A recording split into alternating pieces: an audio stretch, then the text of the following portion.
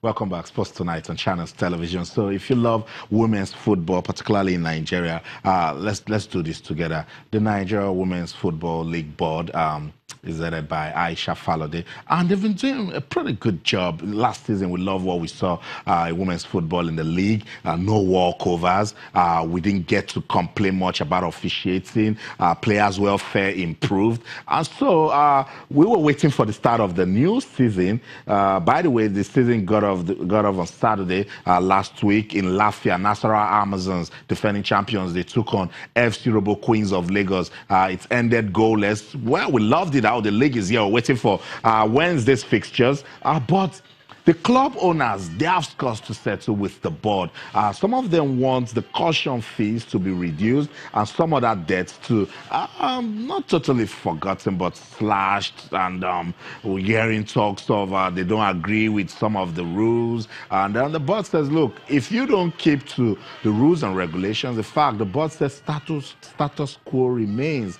And so the club owners, and what we're hearing is that the matches might not be played on Wednesday. I was saying why? Because we want to see the best of our women's football in the new season. Dakpo Shotuminu is the media advisor of the Nigeria Women's Football League. He joins us now live in the studio because we want to understand what's going on with all of these issues that we're beginning to see in women's football. Dakpo, good to have you on Sports Tonight. Yeah, good evening, Austin.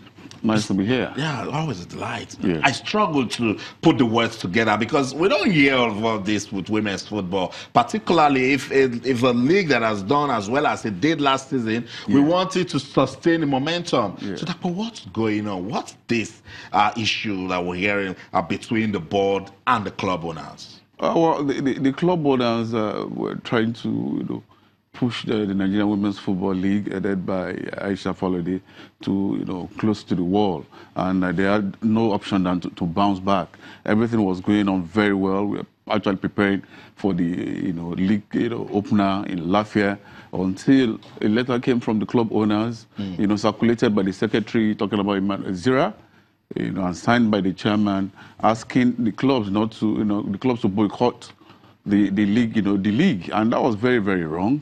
That was very wrong. What was their grouse? They were complaining about caution fees, that is the money paid for red card and yellow cards. When the board, headed by Aisha Falode, took over the board of Nigeria Women's Football League, the caution fee for red card was 30,000. Okay. The one for yellow card was 20. Well, with our magnanimity and the cooperation of their board, they halved the amount. They reduced to 15 for red card, then 10 for yellow card. But the club owners for this season, they said, please take it to 10,000 and 10,000 for red card, 5,000 for yellow card, and this is just impossible. Because before Aisha Falode took over, the clubs were paying indemnities to referees. But immediately she took over, the Aisha Falode and our board members took over the payment of referees indemnities. The clubs are not paying indemnities. We have just about 2 privately owned clubs there. All the rest, we have 16 clubs in the Nigerian Women Premier League, or 16 clubs, just 2 owned by private individuals. Yeah. The rest are owned by state government. Right. And they have budget signed every year. And you are not paying indemnities, and you don't want to pay. You want to reduce. And have we confirmed that they're getting that budget? Definitely. It's owned by state government. It's owned by state government. So, Dakpo, let's say the club owners don't agree to what the status quo says, and then the league body also doesn't want to bend. Are you saying we're not going to have the league on Wednesday? No. There was a meeting on Friday in Lafia. That meeting was actually called 5 days before that time on Monday. And on Friday, they had that meeting in Lafia, and there was an agreement. The agreement was that the status quo must stay. And the club owners agreed? They agreed in that. But while looking at it properly, they said, we waived a lot of things for you. Indemnities were waived and stuff like that. And you could actually put yourselves together and say, clubs should boycott matches. We now said, no. We can't just let it go that way. You must be showed, you must, be told the truth. Must be told the truth. When Emmanuel Zira was on the board, the former board was there for about 6 years. Okay. When he was there, the caution fee was 30,000 for red card, 20 for yellow. For this new board, the thing was reduced to 15 and 10. And you were also the clubs were paying indemnities. But for the Aisha Falade-led board, indemnities were being paid by the board, not the clubs. So when you are doing this, the clubs are supposed to show some appreciation, and that is why the board they are insisting now that but tomorrow, if the clubs don't pay the backlog of debt owed in terms of the caution fee, the league will not. It will continue on Wednesday. Let's just pause you right there. Let's get the side of the club owners. Let's go to Yola in Adamawa State. Emmanuel Zira is the Secretary Women's Club Owners Association. Joins us now on the program. Good evening, Emmanuel Zira. Welcome to Sports Tonight. Good evening, Austin. Thank you very much. Good evening, viewers. Okay, thank you for joining us. Dakpo just told me that at the Congress in Lafayette, that the club owners agreed that the status quo will remain. At what point was the club owners, at what point did they not agree with what the NWFL board is saying? Well, Austin, I'm so terribly surprised and shocked at what I'm hearing from Dakpo, who calls himself the media officer of the Nigerian Women's Football League. That is an aberration of the fact. And he truly, and I have told him on several forums on social media that, look, Dakpo, please don't mislead the public about what the club owners are doing. And I'm hearing him on channels today repeating the same mistake that he did. And if Dakpo does not know the fact of what has transpired, he should find out from his board, from the board that is... Okay, tell us, what does the club owners want? Listen, what happened was this. You know that we had a Congress in Lagos, and you know that there were issues for discussion at the Congress. And during the Congress, all the issues was not resolved. One of the reasons was because the Congress was fixed, in the evening, late in the evening. The Congress was supposed to hold at 4 o'clock. And you don't expect people coming from far away. They are people putting the consideration flight delays if you are coming by flight. And you don't know what's going to happen on the road when you come by the road. I mean, when you're coming by road. Now they fix the Congress at 4 o'clock on the same day of the arrival. We had insisted before, they did that in Abuja. We said, look, stop calling congresses at night. Congresses are a serious, issue for discussions of important matters that concerns the league. We say, put congresses in the morning. That is how it is done. And now, we did all that we could during the Congress in Lagos to manage the situation because of the anger and the outburst by club owners. We managed it. And there are some issues of contention that was brought up. One, the issue of state league. That was the issue of state league. We said we are very tired of playing a big league. Why should we play a big league year in, year out? I think it's not good for any developmental football. And let me tell you the truth. A bridge league is an aberration of in any league. It's only in Nigeria that is there a bridge league. You will never see a bridge league anywhere in the world. Only in Nigeria. And we told the board, please, next season we want to play a state league. Even if it amounts to only 12 clubs or 10 clubs that are serious, we are ready for a state league. They said no, it was their business that when the argument was ongoing, the board also will suspend that for another, they will call for a meeting for us to sort out that problem. Now, that continued, and then we now took the second item on the agenda. The second item on the agenda was the debt that were owed as a result of mismatches and so on and so forth. And we said, look, these debts have been there for almost 3-4 years, and they have not been paid. Look, let's waive these debts so that all the clubs can start on the clean slate. That also was suspended and said it will be called for another. And did the board agree? Did the board agree to that? No. They said they will call for a meeting later. I will tell you what transpired at the Congress. Then the third issue was the issue of the red card and yellow card that he is talking about. That was the third issue, and that was not even at the front burner.